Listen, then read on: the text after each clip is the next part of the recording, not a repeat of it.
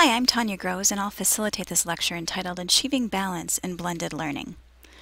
There's no magic formula for achieving the right balance in blended learning, but starting with our learning objectives and determining where each objective can best be met in the face-to-face classroom or the online one is an excellent place to start. You'll have access on the course site to a chart that will help you decide where each classroom activity you have or want to create might best be placed. So we will focus on learning prior to class, learning during face-to-face classroom time, and learning after class. All levels in the Bloom's taxonomy chart have places in our curriculum. Sometimes we need them to remember and understand, and sometimes we want them to apply, analyze, evaluate, and create. However, I challenge you to consider trying to meet the lower levels of remembering and understanding before your face-to-face time. For instance, in my middle school methods and young adult literature course, I wanted students to understand what literature circles were before they ever got to class so that I could maximize the learning during our face-to-face portion.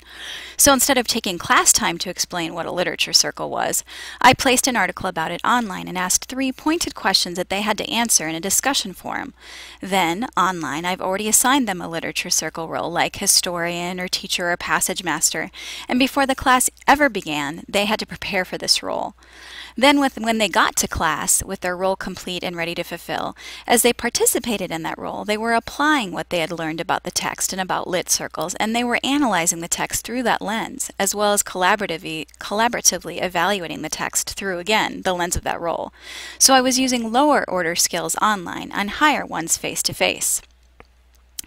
Another way to do this would be if you have a difficult chapter in a textbook for them to read.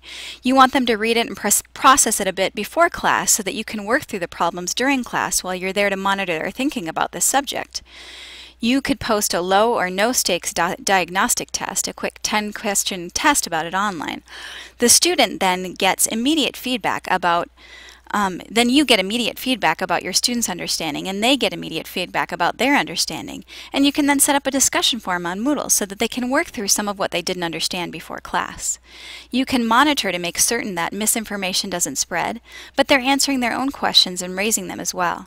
This forum could be as simple as state one question or observation you have about the reading and respond to at least one classmate's question or observation. And here are some more examples of lower order Bloom's activities that you could have students engage in online prior to class.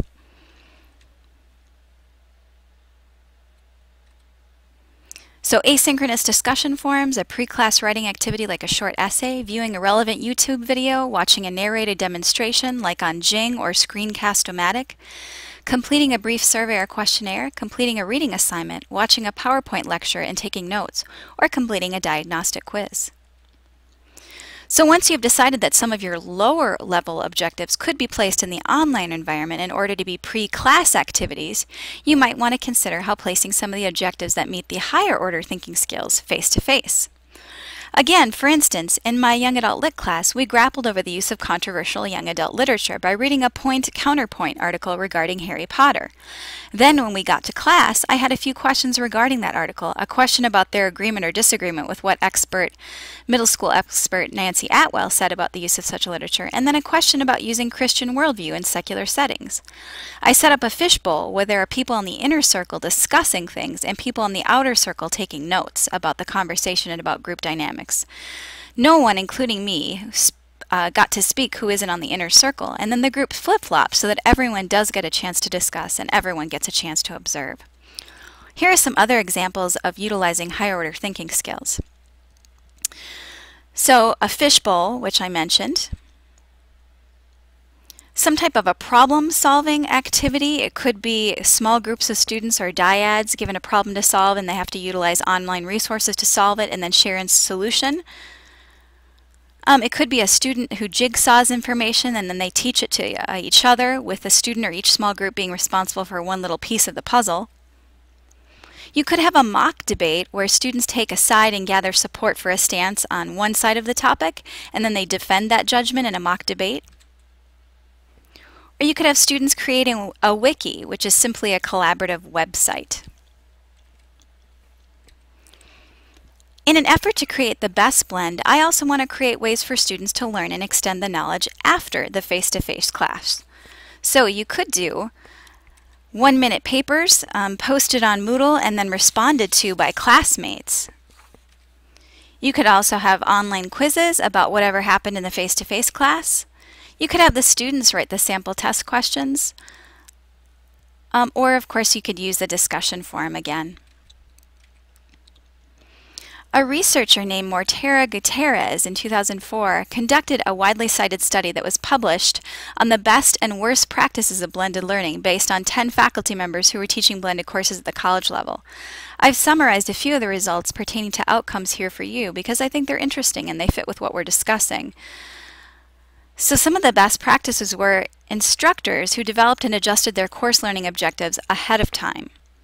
Instructors who establish direct social contact with students at the beginning of the course. Instructors who establish a defined set of assignments to be completed by the end of each unit or module. And instructors who organize learning outcomes in a coherent fashion for students. I'd like to end with this quote from Oscuthorpe and Graham, two recognized practitioners and experts on blended learning.